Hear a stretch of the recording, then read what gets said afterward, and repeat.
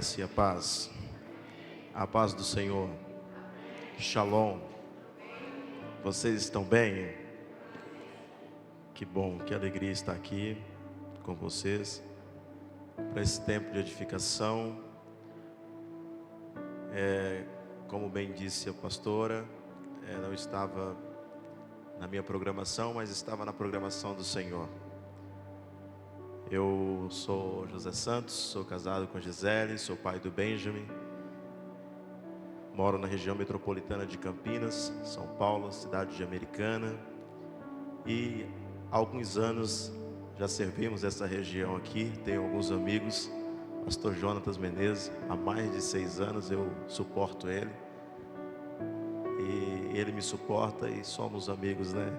É um pastor de uma igreja muito abençoada ali no bairro Diamante, em Belo Horizonte. E eu tive o privilégio de ser um dos amigos que acompanhou o progresso e o crescimento desta obra tão linda. E também meu amigo pastor Pedro, tivemos lá essa semana, tempo glorioso. E ele, irmão, ele errou mais uma vez de querer vir aqui hoje me ouvir.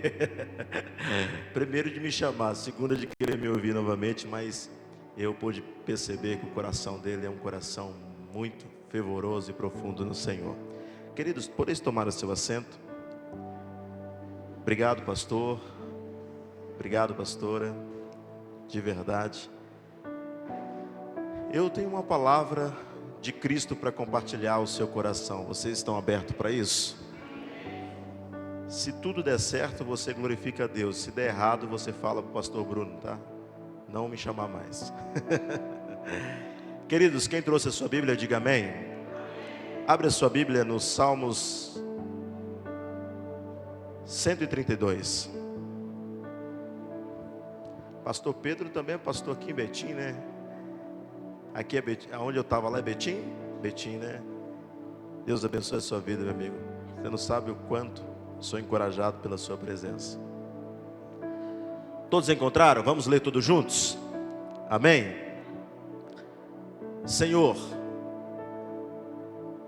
vamos ler a partir do versículo 3, do verso 3.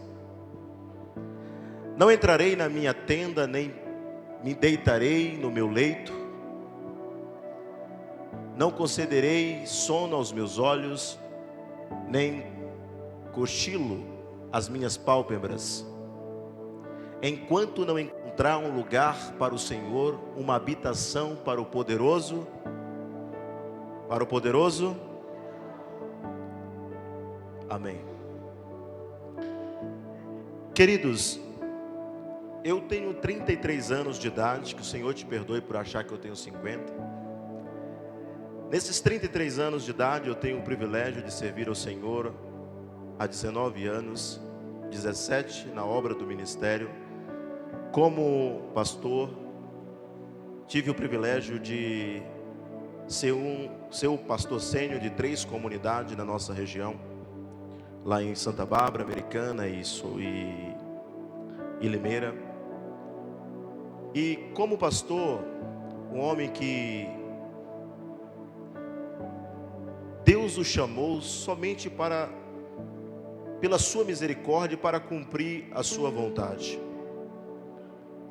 Nesses anos todos, rodando essa nação brasileira e algumas nações, eu tenho entendido procurado entender e compartilhar a coisa mais importante que faz sentido absoluto para a vida do ser humano. E nesse período, nesse tempo que o Senhor me deu o privilégio de poder ser um dos precursores do seu reino, da sua igreja, uma das coisas que tem mais saltado no meu coração, que tem assim queimado de forma veemente, é apenas o anseio de experimentar e de contemplar a presença de Deus. Não existe absolutamente nada que seja mais relevante em uma igreja local, em um ambiente que nós denominamos como de Deus, a não ser a sua presença. Esse Salmos é um cântico de Davi. E na verdade é um cântico de um peregrino. Ele, como rei, ele alcançou a sua estatura, a sua relevância primordial nos seus dias. Só que na condição de rei, Davi tinha uma preocupação. Eu não estou falando do Zezinho. Eu estou falando de um rei de vários reinos, e principalmente na sua época era o homem mais poderoso da terra. Davi tinha um anseio. O anseio do coração de Davi não estava atrelado com nenhum tipo de vaidade. O anseio do coração de Davi era ver e contemplar a presença de Deus e construir um lugar de habitação permanente para a presença de Deus. Quando eu recebi a palavra que o Senhor estaria nos levantando para pastorear, uma das palavras que saltou no meu coração foi exatamente essa: não se preocupa com as atrações, não se preocupa com nenhum tipo de exibicionismo. Você vai ser alguém que vai gastar a sua vida para construir um lugar de habitação para a minha presença. A presença de Deus, ela é mais relevante do que qualquer dom espiritual, do que qualquer ministério. Aqui eu vejo a preocupação de Davi, como rei, assentado no trono, com vários servos, pessoas ali que estavam prestando serviço, mas isso não era suficiente para Davi.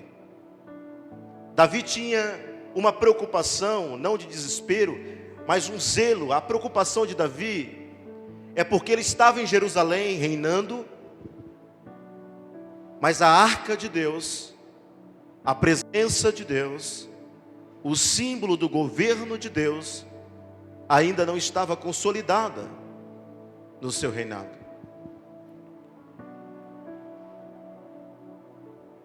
Até que ele escreve o Salmo 132. Para mim, na minha perspectiva, no meu ponto de vista, esse salmo revela praticamente a nossa prioridade, por não dizer a maior prioridade do ser humano. Davi disse: Senhor, não permita com que eu caia em uma distração, não permita com que eu vá para a minha cama descansar, com que as pálpebras dos meus olhos se conciliem, até que o Senhor me use para preparar um lugar para a sua presença. A gente já ouviu falar sobre tabernáculo de Moisés, templo de Salomão, templo de Herodes. Só que Davi, ele entendeu o modelo da graça. No templo de Salomão havia 3 recipientes. Quantos recipientes eu disse? 3 recipientes: o lugar santíssimo, o santo lugar e o átrio. E havia uma cortina que fazia separação entre o átrio e o lugar santo. Somente o sumo sacerdote, uma vez por ano, no Yom Kippur, ele entrava para fazer expiação na tampa do propiciatório por toda Israel. Somente um sacerdote, o sumo sacerdote, tinha o privilégio de desfrutar deste lugar chamado Santo dos Santos. Quando Davi ele constrói a tenda ou o tabernáculo, o lugar para que ele pudesse receber a arca da aliança, não havia separação. Davi foi o cara que disse assim: olha, a gente precisa parar com esse negócio aqui em Israel de sacrifício de animais, e a gente precisa agora readaptar e implantar o sacrifício de louvor. Ele entendeu isso. E quando ele constrói a tenda, o que foi que Davi fez? Ele só construiu uma tenda singela, que nós chamamos de tabernáculo de Davi, e colocou a arca. No templo de Salomão, a gente, ou no templo, ou no tabernáculo de Moisés, eu e você, gentios, nós só tínhamos acesso ao átrio.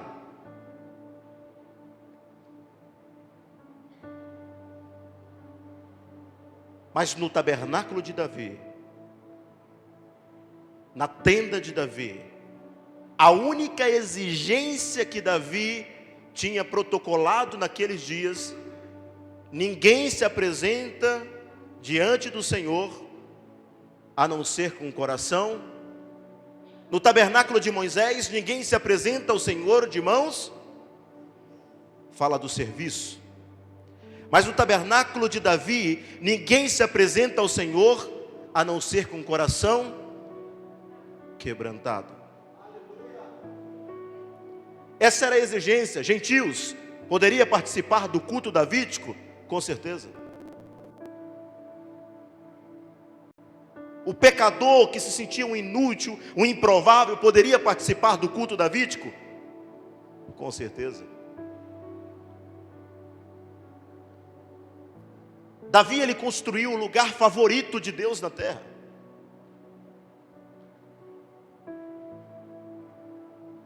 Eu fico imaginando que, por que Deus, ele não olhou para Elias, não olhou para Josué, não olhou para Moisés, não olhou para Abraão, e não disse a mesma coisa que ele disse para Davi. Irmãos, Davi fez coisas absurdas. Davi pecou, Davi adulterou, Davi matou. Mas o que eu acho interessante é que Deus não mudou a perspectiva a respeito de Davi. Ele continuará sendo homem segundo. Sabe qual era o segredo? É que Davi tinha mais quebrantamento do que argumento. Davi não se justificava diante das suas mazelas, ele não se justificava diante dos seus delitos, ele simplesmente andava com a harpinha, e quando ele entendia que a presença de Deus estava ficando ofuscada na sua vida, automaticamente ele sentava debaixo de um pé de árvore e começava a salmodiar ao Senhor. Davi entendeu o segredo do coração de Deus. Ele disse: olha, tem algo que Deus não rejeita. Quem?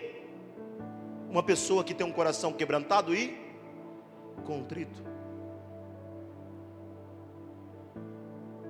Se você pega a 2 Crônica, capítulo 5, você vai ver que quando Davi constrói a tenda,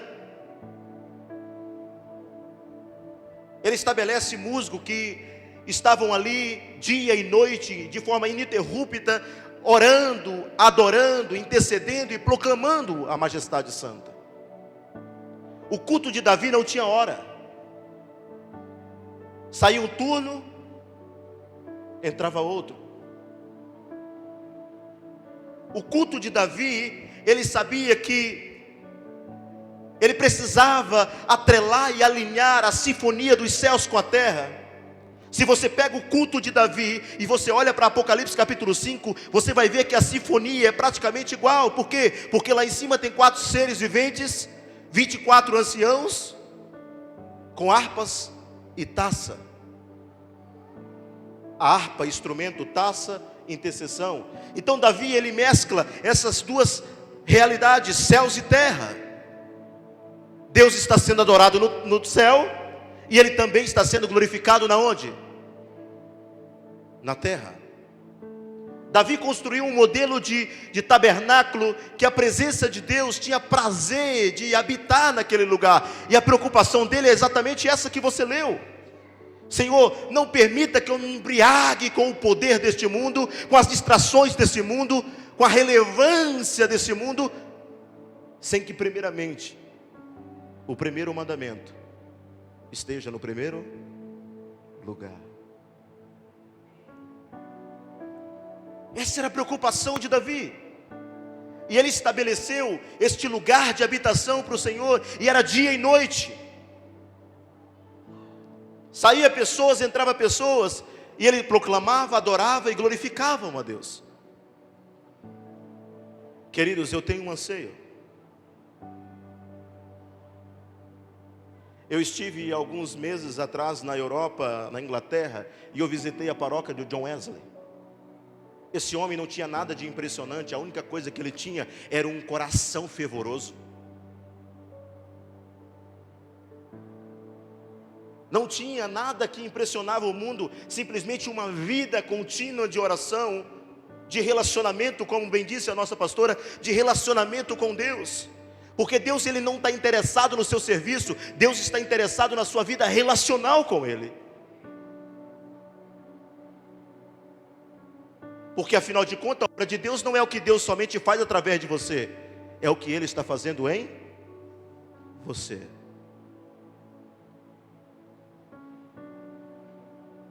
Davi compreendeu isso, e ele construiu um lugar favorito de Deus, a ponto do Senhor ser glorificado dia e noite. Se você fizer uma retrospectiva bíblica, você vai ver que ninguém na terra, nos dias dos nossos antepassados, e nem nos dias presentes, tiveram a mesma preocupação de Davi. Irmão, quem é que está no trono, quem é que está alcançando o ápice, o apogeu da vida, vai ficar preocupado com a presença de Deus? É por isso que na maioria das vezes a gente vem para um ambiente como esse aqui, somente na expectativa de receber e não na perspectiva de entregar. Davi construiu esse lugar, e é impressionante você entender que todos tinham acesso. Não havia acepção de pessoas. Todos tinham acesso. Agora, o tempo veio, o reino de Salomão foi implantado, a divisão, a ruptura entrou, e o lugar da presença de Deus foi negligenciado.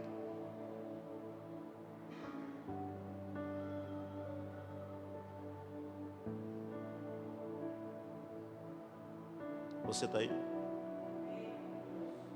O lugar da presença de Deus foi completamente substituído por coisas superficiais.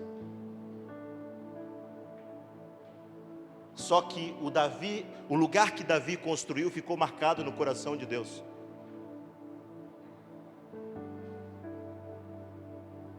Você quer uma prova disso?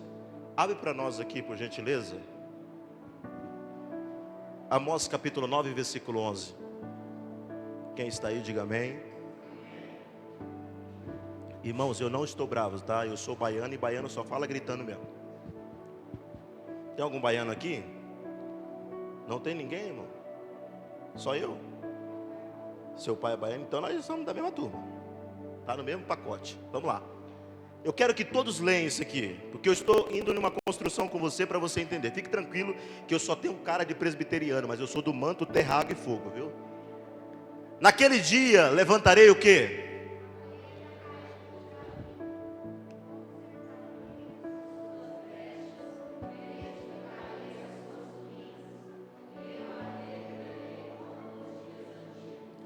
Passou-se o tempo, Deus levanta o profeta Amós, e ele não está falando que vai reedificar o tabernáculo de Moisés, nem o templo de Salomão, nem a casa que Zorobabel construiu.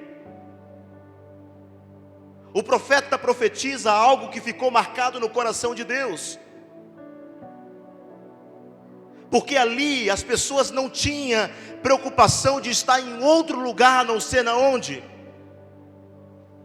Irmão, eu prego na igreja às vezes que se a gente passar do horário, eu não estou dizendo que tem que ter ética assim, mas se a gente passar do horário 5 minutos, irmão, levanta e vai embora.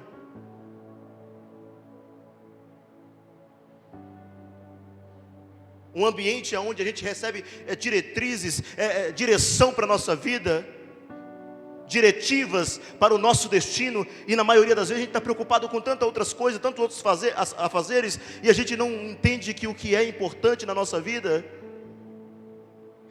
está sendo tratado como uma coisa opcional. Deus disse através da boca do profeta Amós: eu vou reedificar o tabernáculo de Davi. Irmãos, quem conhece a história de Davi aqui? Davi era um cara improvável. Davi sofreu rejeições absurdas. Davi sofreu tantas coisas. A vida de Davi foi mais uma experiência de batalhas e guerra do que qualquer outra coisa. Mas um cara que marcou o coração de Deus, sabe qual é a lição que eu aprendo disso? Que nenhum de nós podemos olhar para o nosso passado e dizer assim: ah, isso aqui para mim foi uma coisa que me marcou muito. Não, querido. Porque você tem que entender algo: a culpa não te aproxima de Deus, somente o arrependimento. E se tinha uma coisa que Davi sabia tocar o coração de Deus, era através de uma vida de arrependimento.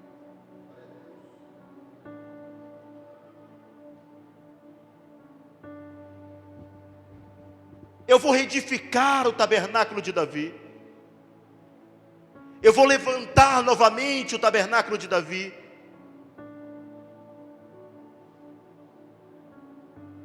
Agora isso é o Antigo Testamento, né? Vamos lá no concílio de Jerusalém, Atos capítulo 15, versículo 15.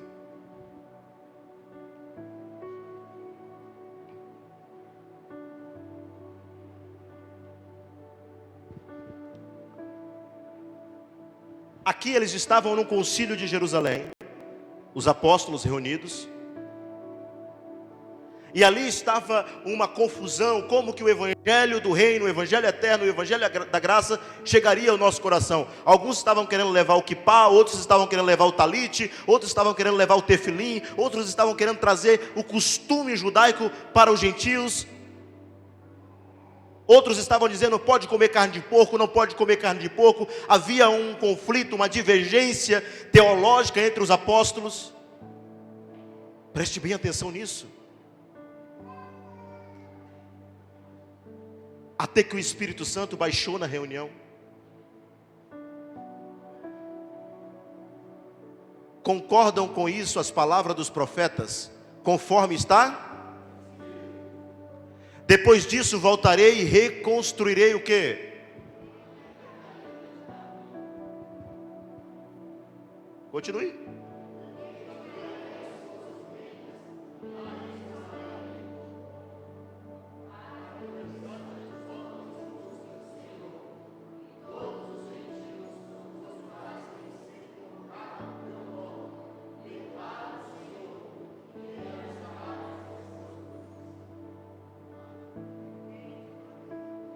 Se você pegar a partir do versículo 13 de Atos 15, você vai ver que eles estavam degladiando. Até que Tiago, um irmão entre eles, tomou a palavra e disse assim: como bem disse o nosso irmão Simão, e como está de acordo a palavra dos profetas. Ou seja, Deus não mudou a perspectiva. E alguém olha para esse versículo, quem está dizendo assim: será que é o templo do anticristo que vai ser levantado? Será que é o templo, é lá em Jerusalém, o terceiro templo? Não.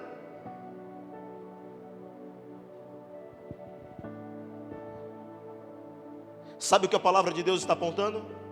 Que nos últimos dias Deus vai pegar pessoas improváveis, aqueles que acham que não são úteis para absolutamente nada, e o Senhor está dizendo: eu vou trazer para o meu lugar de habitação. Pastor, eu fui tanto ferido lá atrás. Pastor, eu sofri tantas coisas lá atrás.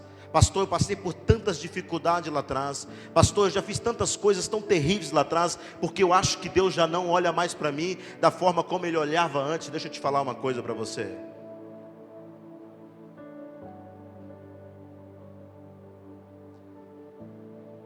Deus não está à procura de potencializar aquilo que você viveu lá atrás. O Senhor, Ele quer trazer você para um lugar para que você possa desfrutar da presença dEle. E deixa eu falar uma coisa: às vezes o sentido da presença de Deus, na nossa perspectiva, está deturpada. Porque a presença de Deus, querida, quando ela chega em um ambiente, não precisa se está um pregador aqui, se ele é bom, se ele é ruim, se ele domina bem, às vezes não tem nada a ver com isso. Basta ter um coração. Palavras bonitas não impressionam a Deus. O que impressiona a Deus, sabe o que é? O que toca o coração de Deus, sabe o que é? É quando você faz do seu lugar secreto um lugar de habitação para o Senhor. Eu não sei exatamente te dizer, porque eu não te conheço particularmente, o nível e o grau de temperatura que você tem vivido nesses dias. Mas toda dor que você tem vivido está apontando para o lugar que Deus quer te posicionar.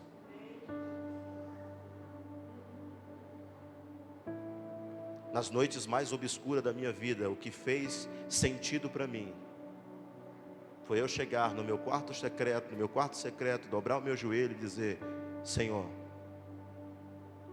vem cá, eu quero conversar com o Senhor. O problema, irmão, é que a gente vive numa vida de regulamento e não aprendeu ainda a ter uma vida de relacionamento.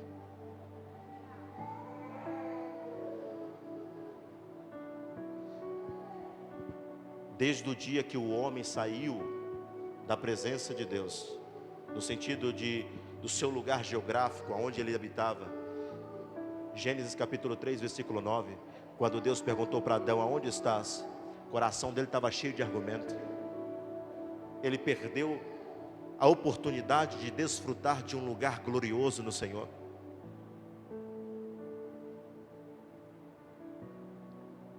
E tem muitas pessoas que falam assim: pastor,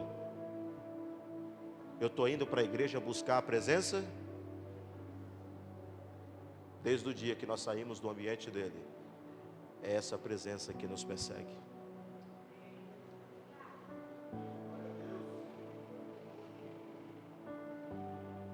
Às vezes a gente não tem paciência de ouvir o Senhor, porque tem uma grande diferença, querido, entre oração e intercessão. Oração não é para que Deus possa cumprir a sua vontade, oração é para que você possa conhecer a vontade de Deus. E o que é intercessão, pastor? Intercessão é para que eu possa ser resposta dessa própria vontade. Tudo é para Ele, irmão. Tudo veio dEle, tudo por meio dEle, tudo volta para Ele. Deus te trouxe para esse ambiente porque Ele quer reconfigurar algumas partes da sua vida, para que você possa aprender a colocar em prioridade aquilo que é principal na sua vida.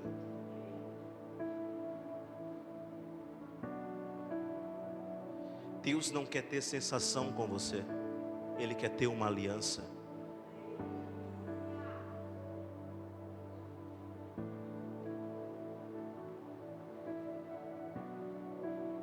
Alguns anos atrás, muitas pessoas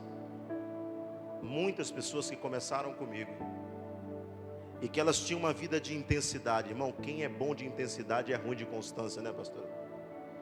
Chegou aqui, eu quero fazer, vamos para cima, tal. Você olha, dá uma olhada e fala: será que é isso mesmo? Sabe por quê?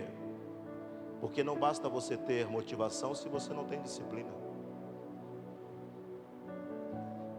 O ano de 2025 começou.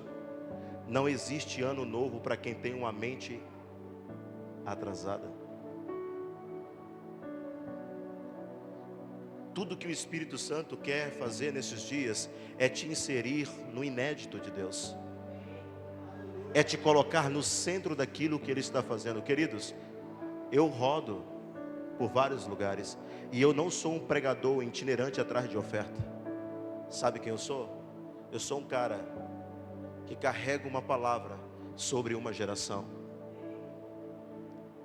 Na maioria das vezes a gente canta e a gente não tem a capacidade de processar o que nós estamos cantando. Diga para essa pessoa que está do seu lado com muito amor: você só receberá tudo de Deus o dia que Deus tiver tudo de você. Não adianta, nenhum evento vai realizar na nossa vida somente aquilo que o processo pode fazer. Queridos, eu acredito piamente que Deus vai levantar uma geração poderosa nesses dias, que nós não vamos mais ficar preocupados quem é que vai estar aqui, independentemente se vai estar um pregador. Meus pés se retire da tua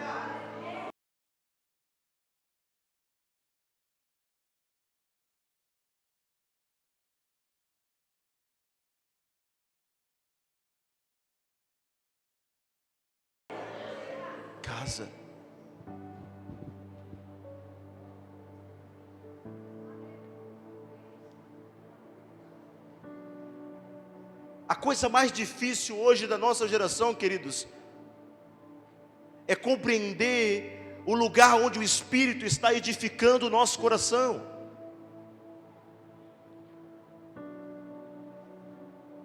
O que Ele deseja construir, o que Ele deseja redimensionar dentro de nós, para que a gente possa perder as paixões e os romances que a gente tem com outras coisas e colocar Ele em prioridade na nossa vida.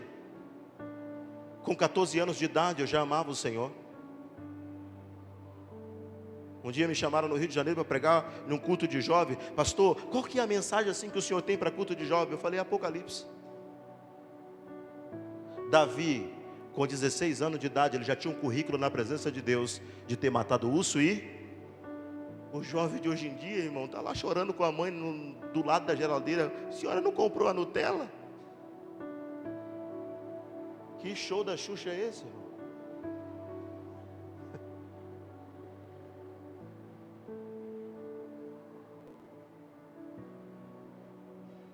Às vezes eu olho e vejo a estatística do Brasil. Nós temos aproximadamente quantos milhões de evangélicos no Brasil? Alguém sabe? 50 milhões de evangélicos estimado, não é isso? 50 milhões, pastora. Para fazer um evangelismo na rua é uma luta. Se 12 homens no Oriente Médio mudou a história do mundo, 50 milhões de evangélicos, irmão, não muda a história de uma Cracolândia.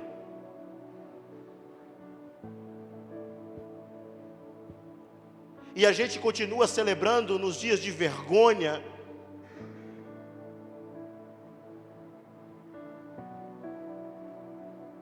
A gente continua declarando coisas para o Senhor que na verdade tem a ver com aquilo que Ele disse: esse povo me louva com os lábios, mas o seu coração está o quê?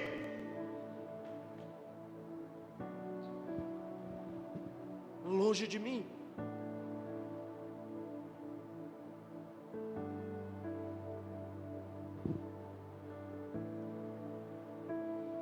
Sabe qual é a minha ambição para o ano de 2025? Que eu esteja na lista dos homens mais procurados por Deus. Irmãos, você não tem ideia, eu já rodei esse país, já preguei em várias conferências, e no final das conferências, aqueles irmãos caíam no chão, choravam, derramavam ranho, e eu ficava animado, ia para o hotel e falava assim: uau, a igreja entendeu. Passava uma semana, eu ligava para o pastor: e aí pastor, como que está? Os irmãos estão no AMP, está fazendo mesmo o que proclamaram lá naquele dia? E o pastor falou: pastor, aquilo lá só foi sensação.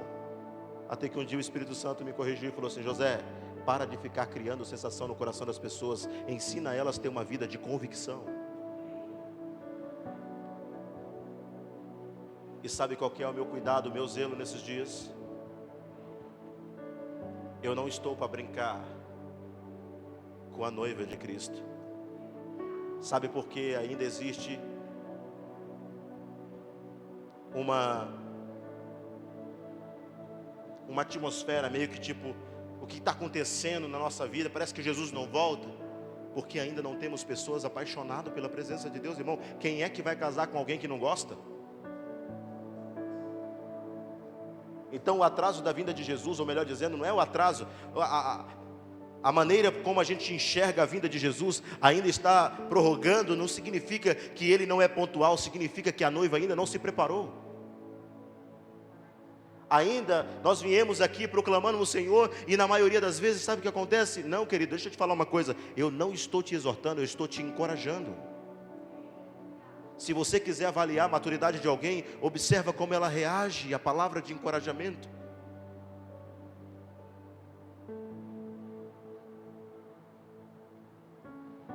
A sala está pronta, o noivo está preparado, mas a noiva ainda está preocupada e com o coração em seus muitos afazeres.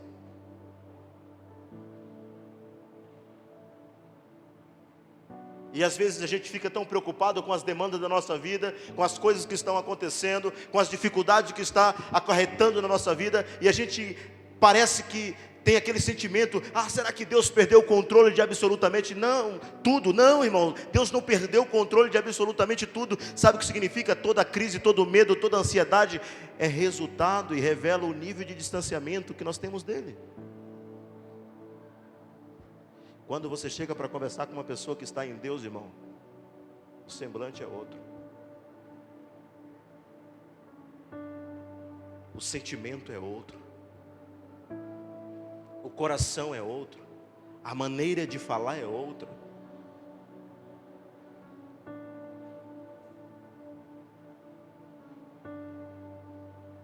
Eu só adoro se sentir, eu só levanto a mão se eu sentir. Tem dia aqui que às vezes os irmãos soam aqui em cima do púlpito, irmão, e não sai um glória. Uma vez uma irmã chegou para mim e falou assim: pastor, é o seguinte, hoje eu não gostei do culto não. Sabe, parece que os irmãos não estavam fervorosos. Eu falei: irmão, só quem precisa de culto bom é crente ruim.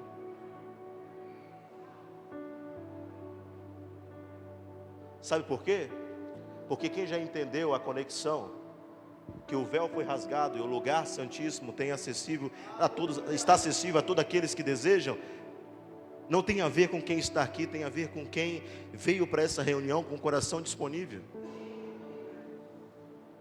Só que nós vivemos num estado de frieza tão grande, irmãos, que a gente não percebe.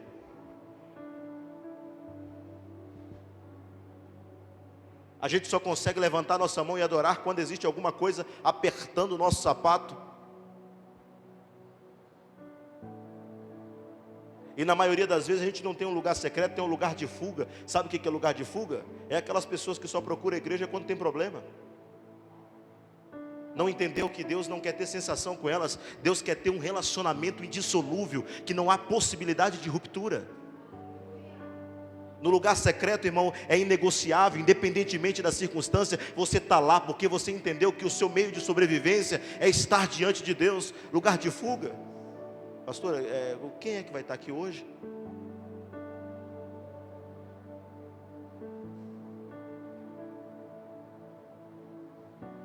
Quando eu recebi a palavra para poder viajar essa nação, uma das coisas que o Senhor falou comigo é o seguinte: e Deus não pegou leve comigo, meu irmão. Eu nunca prego o evangelho como quem o ouve precisasse dele mais do que eu. Quando Deus disse para mim, falou assim: José, você vai falar de um assunto que na maioria das vezes vai ser desconfortável, sobre maturidade. Irmãos, Deus prefere te colocar no desconforto do crescimento do que te manter no comodismo da imaturidade.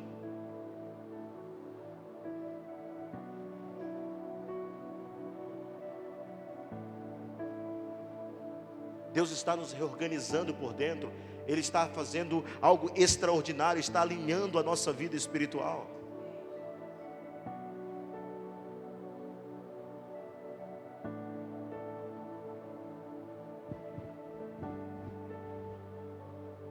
Às vezes é necessário a gente entender algumas coisas. Quando a igreja de Éfeso perdeu a essência do primeiro amor, João escreveu uma carta para ela dizendo assim: eu não tenho nada contra ti. Na doutrina, vocês são irrepreensíveis, sim ou não? No ensinamento, nossa, vocês são impecáveis. A igreja de Éfeso não tinha outro problema. Qual era o problema? Frieza.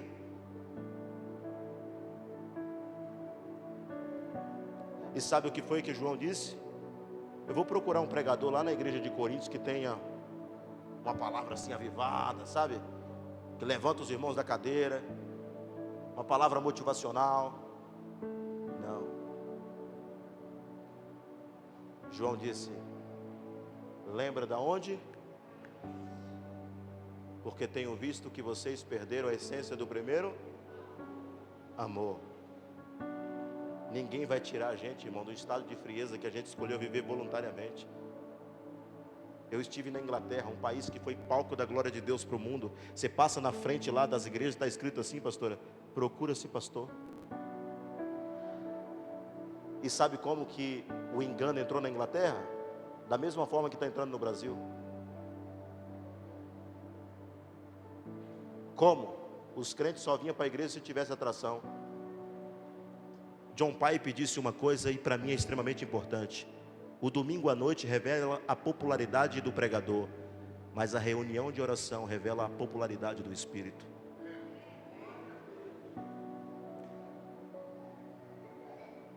Pastor, o que você está dizendo? Irmãos, se você colocar a presença de Deus como prioridade na sua vida, o ano de 2025 será o melhor ano da sua história. O ano de 2025 será o ano mais extraordinário da sua vida. Mas não negligencie com aquilo que é principal na sua vida. Se você crê nessa palavra, glorifique a Deus. Deus está levantando pessoas de todas as nações, com o intuito, sabe do quê? De preparar um lugar de habitação, para que o Espírito de Deus possa se manifestar. Eu queria que você entendesse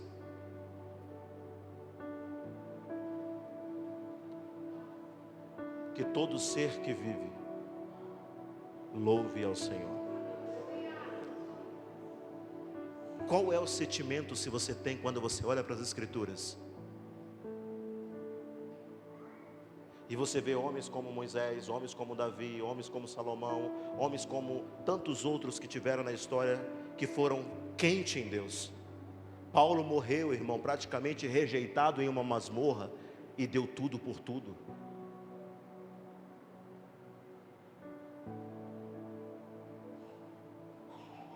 Entregou tudo por tudo.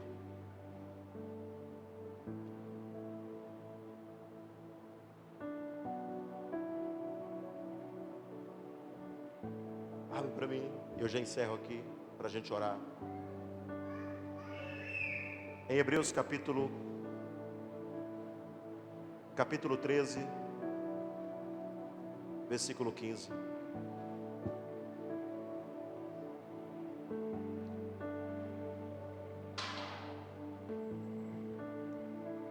Por meio de Jesus, portanto, oferecemos continuamente o quê?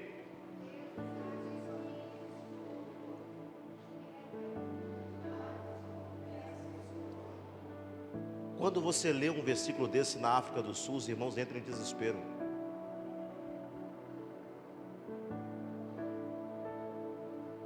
Sabe por que eu estou dizendo isso? Porque ao chegar aqui eu vi que vocês carregam uma essência de adoração.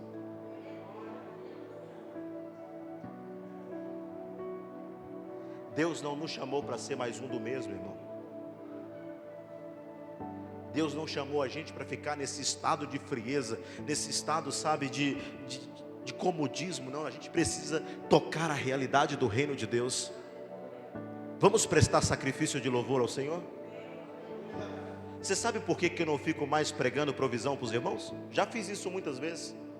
Porque para mim é chover no molhado. Você lê o capítulo 6 de Mateus, você observa que Jesus disse assim: olha, por que vocês vão ficar preocupados com o que é a vez de comer, com o que é a vez de beber?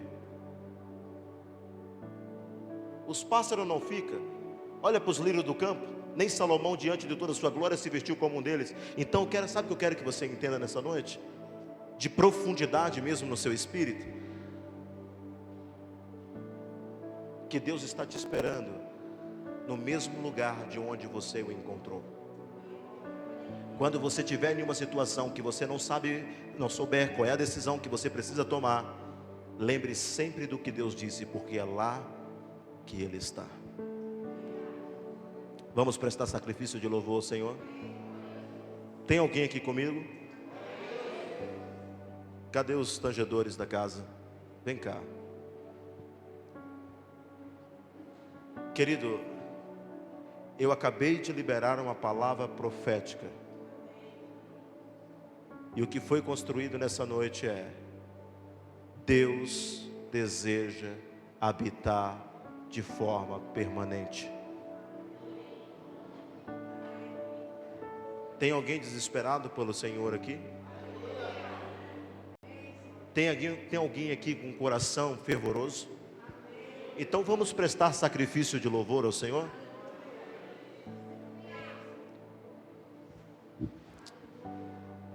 Vamos prestar sacrifício de louvor ao Senhor.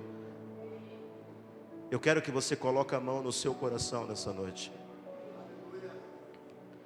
E você vai profetizar na sua vida e você vai dizer: Senhor, o ano de 2025 será o ano que eu vou ter mais fome e sede pela tua presença. Você vai profetizar e você vai dizer: Senhor, o ano de 2025 será o ano que eu vou experimentar o peso da tua glória. O ano de 2025 será o ano que o Senhor vai trazer uma revolução na minha casa, porque a tua presença vai inundar, e aquilo que está acontecendo de forma negativa, o Senhor vai trazer ordem em tudo aquilo que está desordem. Eu quero que você profetize na sua casa, profetize na sua vida, e comece a dizer: Senhor, manifeste a tua presença, manifeste a tua presença. Você pode levantar um clamor nessa noite e diga: Senhor, libera o teu espírito sem medida nessa noite. Libera o teu espírito sem medida nessa noite. Diga: Senhor, libera o teu espírito sem medida. Diga: Senhor, eu quero beber de uma água mais profunda. Eu quero sair da razoabilidade de uma vida comum. Eu quero imergir no teu rio. Eu quero fazer coisas nesse ano de 2025 que eu não experimentei em 2024. Profetize isso. Vamos lá, vamos lá, vamos lá. Vamos lá, vamos lá. Por inteiro faço tudo, mas vem novamente. Eu mergulho na miga ardente, mas peço que tua presença